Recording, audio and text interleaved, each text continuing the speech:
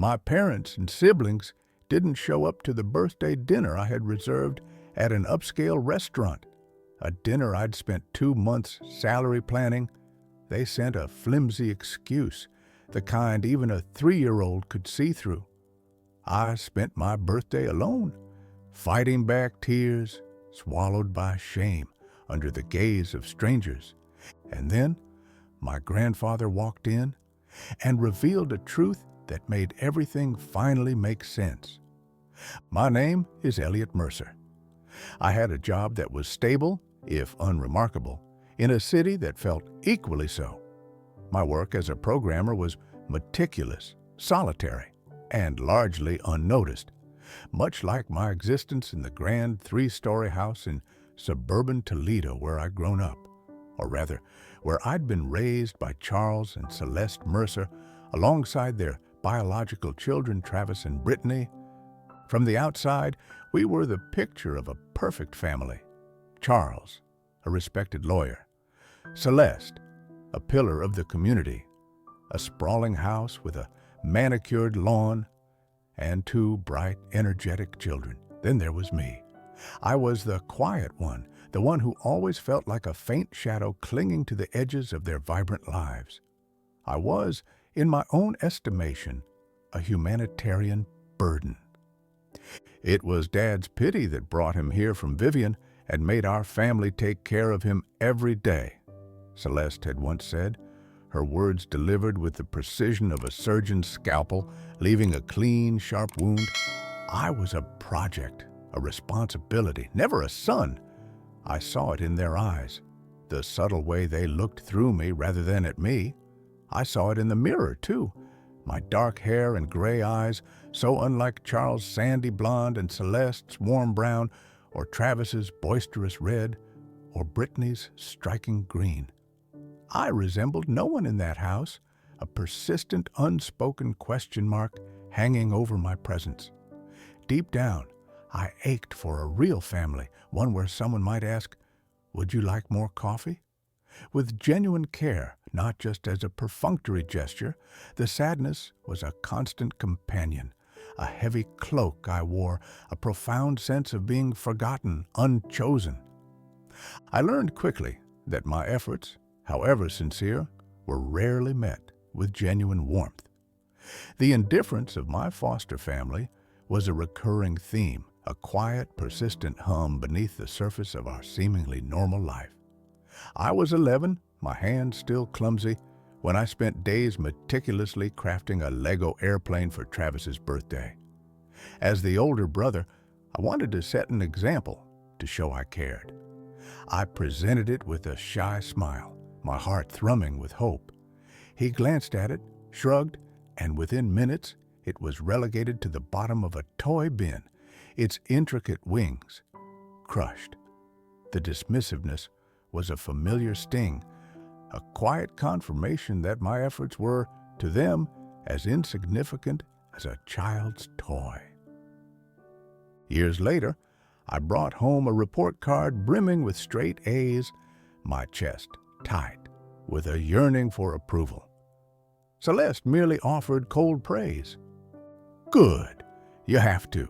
We've invested in you," she'd said, her tone devoid of emotion, a stark contrast to the effusive compliments Travis received for far lesser achievements. Every word was a reminder I was an obligation, a transaction, never a son. The pride I felt in my accomplishments was always swiftly overshadowed by the hollow ache of their indifference. I learned to suppress my emotions, to keep my affections guarded, and to find solace in the quiet satisfaction of a job well done, for myself first. I remember those early years, plagued by nightmares, venturing to Charles and Celeste's room in the dead of night, only to be met with a cold reminder to return to my own bed. It was Grandpa Walter who had given me a special pillow when I was very young, telling me it would keep me safe and help me sleep. That pillow wasn't just fabric and stuffing, it was a symbol of the only true comfort and love I knew in that house. I kept it close, its worn softness a balm against my lonely nights. But one day, Celeste found it. "What is this old ragged thing doing in your room?" she'd asked, her voice laced with distaste. "I bought you a brand new one." Before I could protest, she'd discarded it, perhaps in the storage closet, or worse, the trash.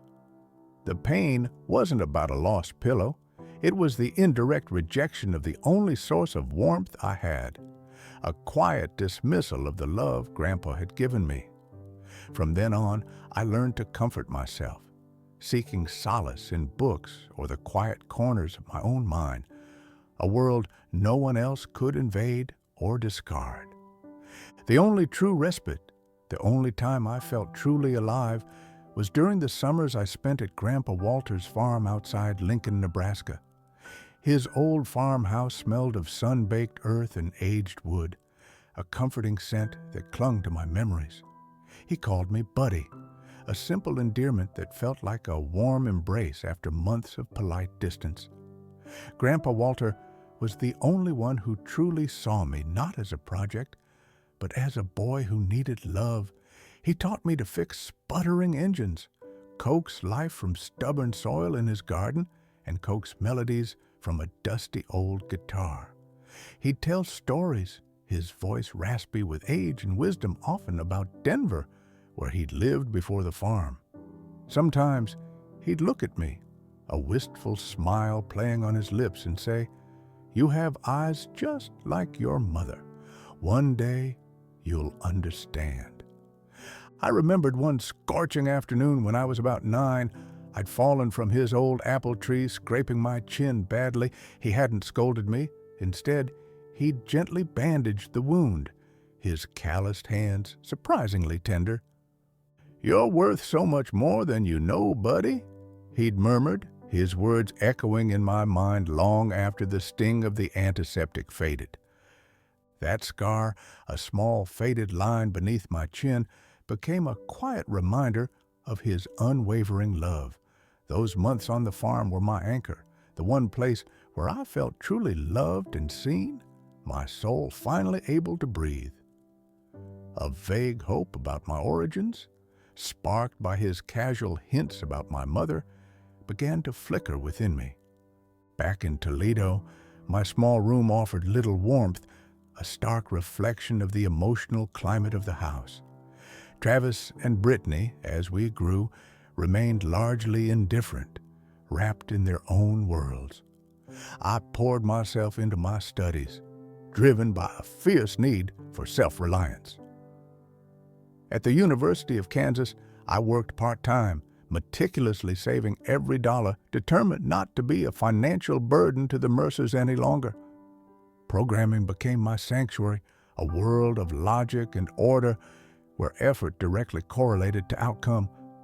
I excelled, graduating at the top of my class, yet the achievement felt hollow. The letters I sent home received only brief, perfunctory email replies from Celeste, never a word of genuine pride or affection. A persistent loneliness clung to me, a feeling of drifting, always wondering if they ever thought of me, if they were ever proud. But that hollowness also fueled a quiet determination. I would prove myself, if only to myself. My 27th birthday arrived, a quiet milestone. Something shifted within me. A small, bright flame of hope ignited, a desperate yearning for something different. I decided to host a birthday party for myself, a meticulously planned affair at a cozy upscale restaurant in Toledo. I spent 2 months' salary on it, choosing every detail with painstaking care. I personally wrote invitations for Charles, Celeste, Travis, and Brittany, delivering them with a trembling hand. Charles merely grunted, "Let me check my schedule," his eyes already elsewhere. But I told myself, this time they'll come, this time they'll see me. I yearned to be looked at with warmer eyes, to feel, just once, truly chosen. "Today will be different," I whispered to myself. I arrived early at the restaurant.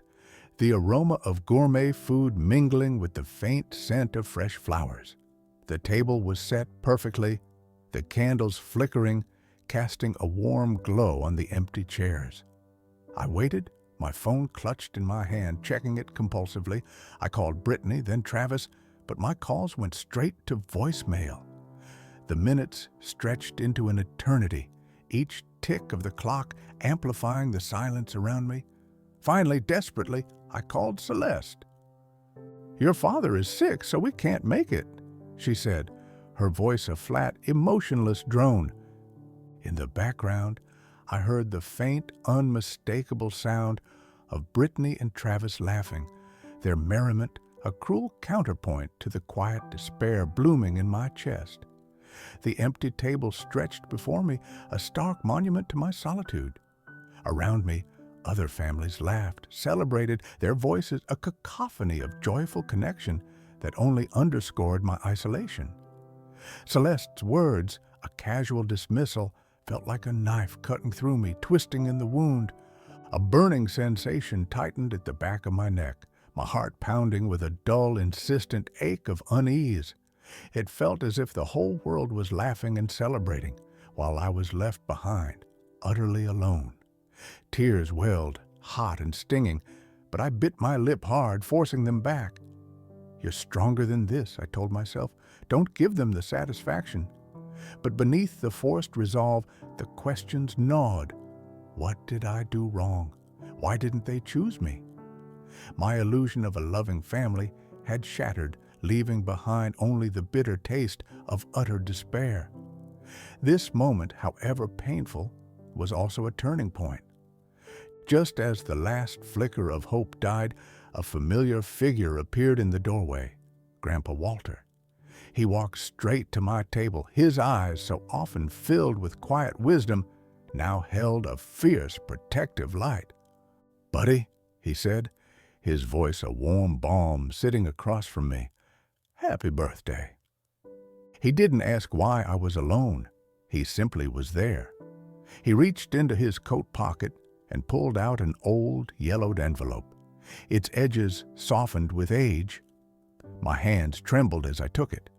Inside was a faded photograph of a young woman, her eyes strikingly familiar, and a handwritten letter. Nestled beside them was a small apple-shaped keychain. "Have you ever wondered why I've always loved you more than anyone else?" Grandpa Walter asked, his voice low, serious. Time seemed to stop. The bustling restaurant, the laughter of other families, all faded into a distant hum. My whole world seemed to shrink to this one table, this one question, this one envelope. A shiver ran down my spine. I knew, with a chilling certainty, that this was the moment a lifelong secret would be revealed. Curiosity, fear, and a desperate yearning for the truth churned within me.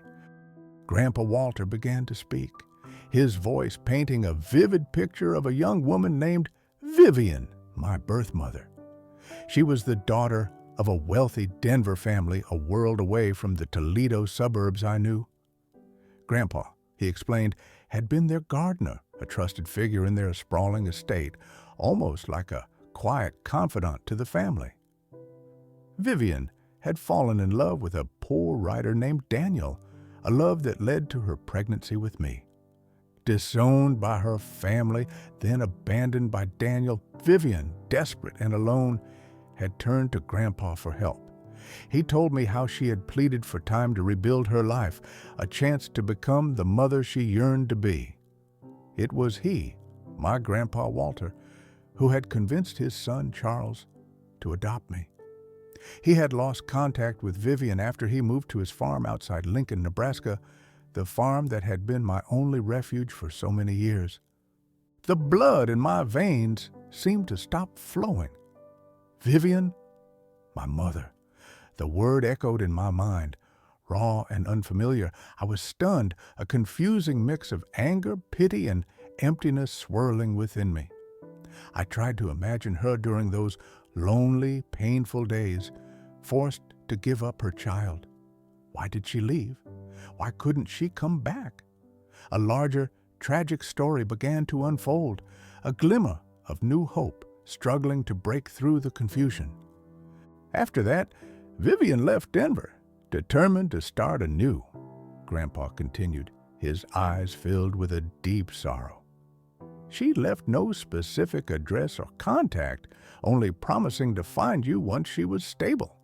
It wasn't until you were 6 years old that I received a letter from Vivian. She said she was slowly getting back on her feet, but still needed more time. Soon after, I moved to the farm in Lincoln, and from then on, she and I completely lost touch. He placed a hand on my shoulder, his gaze steady. I don't know where she is right now, buddy, but I know she's been looking for you for over 10 years. She never gave up. This is the letter she left for you and this keepsake. He handed me the yellowed letter and the small apple-shaped keychain. It was identical to the one I'd gotten when I fell from his apple tree as a boy. I recognized Vivian's soft, sloping handwriting on the envelope. I took a deep breath, trying to stay calm, but my heart pounded as if it might burst. I opened the letter. My dearest Elliot, I don't know if this letter will ever reach you, or if you'll ever want to hear from me, but I have never stopped thinking about you. All these years, you have been the only light in my darkest days. I made the biggest mistake of my life leaving you, but please believe it wasn't because I didn't love you. When I was pregnant with you, I was just a young girl, disowned by my family, abandoned by the man I loved. I had nothing but my love for you, but I knew I couldn't give you the life you deserved. Walter, your grandpa, was the only one who didn't turn his back on me. He promised to take care of you, and I trusted him. I left not because I wanted to forget you, but because I wanted to become a mother you could be proud of. I am working every day, my son, so that one day I can be strong enough to come back for you. I promise I will come back for you soon, Elliot, believe me. Your mother, Vivian. I folded the letter, tears silently streaming down my cheeks. She promised she would come back for me soon. That promise, now 21 years later, felt like a fresh wound. I didn't know why I was crying. Was it for Vivian's pain? For the years I grew up in the cold indifference of my foster family? Or for the feeling of having found a piece of myself, yet fearing it might break me? I looked at the photo in my hand, Vivian's face, her gray eyes so much like mine. I looked at the apple-shaped keychain, the tiny keepsake my mother had left behind. I tried to imagine her in those days, a young, desperate woman holding me for the last time before entrusting me to Grandpa Walter. I didn't know what to feel, anger, pity, or just an indescribable void. "Grandpa," I said, my voice choked, "what do I do now? How can I find my mother?" I placed the letter and the keychain on the table, looking at him, searching for an answer, a direction. Grandpa Walter took my hand, his trembling but warm. "Elliot," he said, his voice low and gentle, "I can't decide for you. This truth belongs to you, and only you know what your heart is telling you. I just want you to remember one thing. No matter how difficult the path you choose, you're never alone. I'll always be here. And Vivian, she's looking for you too, buddy. I believe one day you will find her." I looked into his eyes, seeing the sincerity and love he'd given me all these years. He wasn't just my grandfather. He was the one who kept his promise to Vivian, who sheltered me when the world turned its back. I took a deep breath, feeling a decision forming in my heart. "I want to find my mother," I said, my voice steadier than I expected. "I'll use this photo, this letter, and everything I have to find her. I need to meet her. I need to hear her story from her own lips." Grandpa Walter smiled, a smile of both pride and relief. Then do what feels right, buddy. But before you go, is there anything else you want to do? Anything you need to settle before stepping into this new chapter? I took a deep breath, feeling a decision forming in my heart. I want to find my mother, I said, my voice steadier than I expected. I'll use this photo, this letter, and everything I have to find her. I need to meet her. I need to hear her story from her own lips. Grandpa Walter smiled, a smile of both pride and relief. Then do what feels right, buddy. But before you go, is there anything else you want to do? Anything you need to settle before stepping into this new chapter? I thought for a moment, then shook my head. The desire to find Vivian eclipsed everything else. The Mercers, their coldness, their indifference. That chapter felt distant, almost irrelevant now. My sole focus was the woman in the faded photograph, the promise in the yellowed letter. The search for Vivian began the moment I returned to my apartment. I clung to the faded photo, the fragile letter, and the small apple-shaped keychain like precious talismans. My online presence, usually reserved for professional programming forums, transformed into a platform for my story. I meticulously scanned old Denver newspapers, searched public records, and then, with a deep breath, I decided to share my journey on social media. I poured my heart out, posting the photo of Vivian, excerpts from her letter, and a plea for help in finding her. The initial days were a roller coaster of emotions. The online community, surprisingly, responded with an outpouring of support. Messages of encouragement flooded my inbox.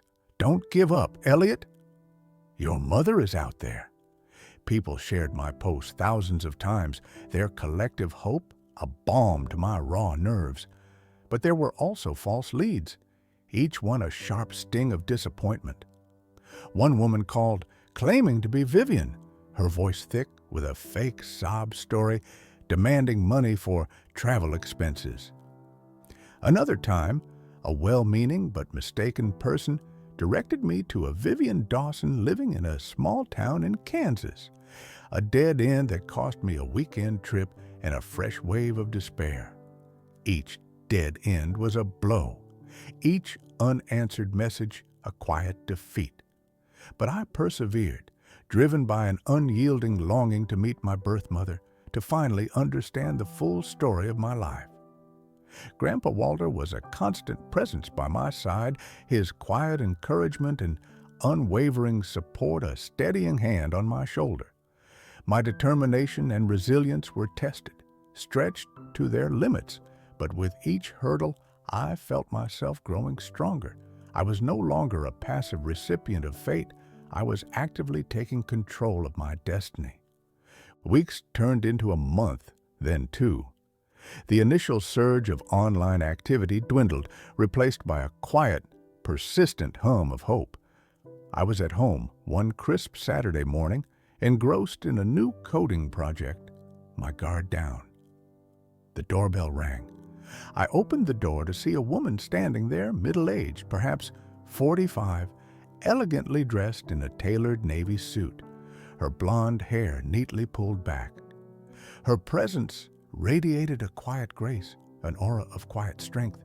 A strange, profound sense of familiarity washed over me, a feeling of déjà vu so strong it stole my breath. And then her eyes, those strikingly familiar gray eyes, filled with tears, and she burst into quiet sobs. "Elliot," she whispered, her voice choked with emotion. "My son." It was Vivian.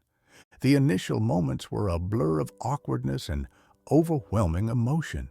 There were no floods of tears from me, no explosive words, just a confusing mix of relief, trepidation, and a profound sense of incompleteness finally being addressed. She embraced me, a soft, tentative hug, whispering apologies. Her words, a gentle rain against the parched landscape of my soul. "I saw your story," she explained, her voice still trembling. "A friend in Denver sent me the article from that online forum. I never stopped looking for you, Elliot. But after Grandpa Walter moved, I had no way to find him, no way to find you. I tried. Believe me, I tried." It was a story of regret and resilience, of a love that had never truly died. "Mom," I whispered, the word feeling both foreign and utterly right on my tongue. I felt her warmth, and it was as if I had found a missing part of myself. A piece of the puzzle I hadn't known was lost. My lonely years flashed before my eyes, but I couldn't immediately say, "I forgive you," not because I didn't want to, but because I hadn't yet learned to forgive myself for letting that pain define me for so long. This was the beginning of my emotional healing, the first fragile threads of acceptance and connection with my birth mother. Vivian, it turned out, was indeed the CEO of Dawson Tech Solutions, a thriving software company based in Boston, Massachusetts. Her success was a testament to her determination, a mirror of the resilience I had unknowingly inherited. She invited Grandpa Walter and me to live with her, to build a new life, a true family, in her elegant villa overlooking the Charles River. She also offered me a high-ranking position at Dawson Tech Solutions, a plum role that would have been a dream for any young programmer. But I declined. "I want to start from the bottom, Mom," I explained, my voice firm, "to climb on my own merit, not because of our relationship." Vivian looked surprised, then a look of profound pride softened her features. Grandpa Walter, his eyes twinkling, readily agreed to move in with us. A heavy burden lifted from my shoulders, a tangible sense of liberation. I wasn't just choosing a job. I was choosing how to live, how to define myself, asserting my right to carve my own path. The warmth of Grandpa Walter's presence, combined with Vivian's unwavering affection, enveloped me, creating a sense of belonging I had never known.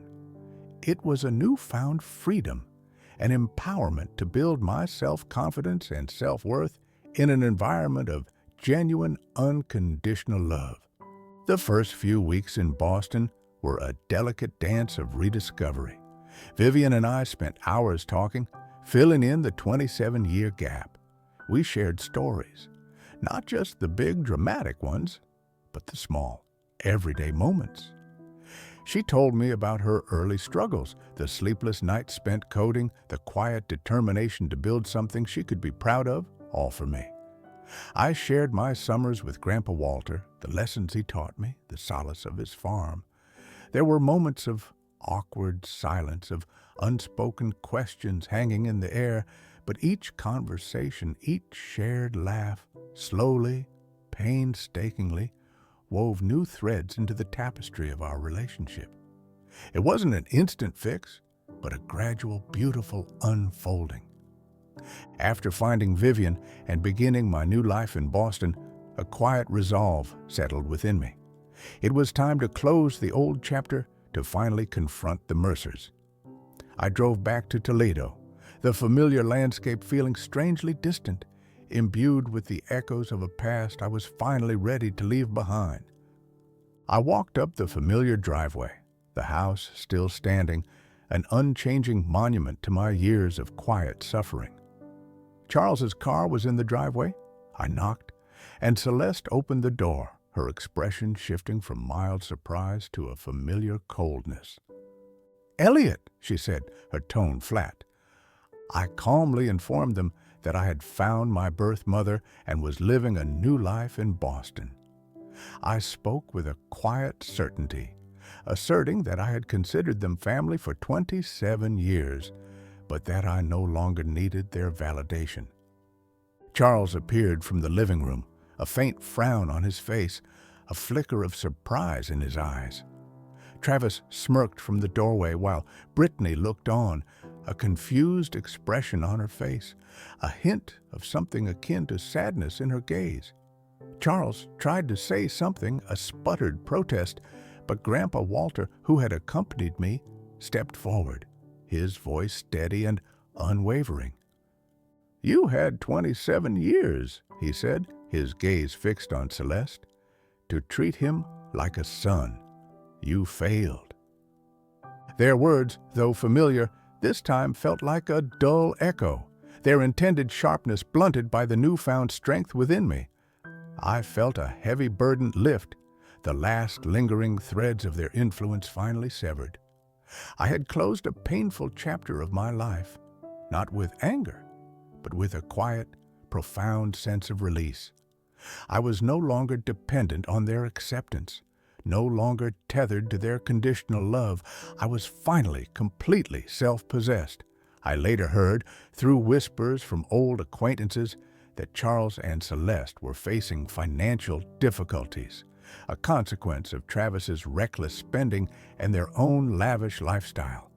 It was a quiet justice, a ripple effect of their choices, and though I felt no malice, I felt no guilt either.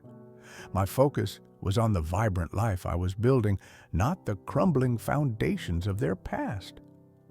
My 29th birthday arrived not with trepidation, but with a profound sense of anticipation. We celebrated at Vivian's beautiful villa in Boston, the air filled with laughter, warmth, and the comforting buzz of genuine connection. Vivian, Grandpa Walter, and a handful of new friends, colleagues who had quickly become like family, gathered around a table laden with delicious food. Vivian called me son, her voice devoid of pain or awkwardness, filled instead with an easy, natural affection. I embraced her, a sense of rightness settling deep in my soul. "Thank you for finding me, Mom," I whispered, her presence a tangible comfort. My heart swelled, a feeling so expansive it felt as though it might burst. I felt free, truly free for the first time in my life. I knew with an undeniable certainty where I belonged. Life wasn't about seeking validation from others, I realized, but about finding value in oneself, about choosing where to invest my love and my energy.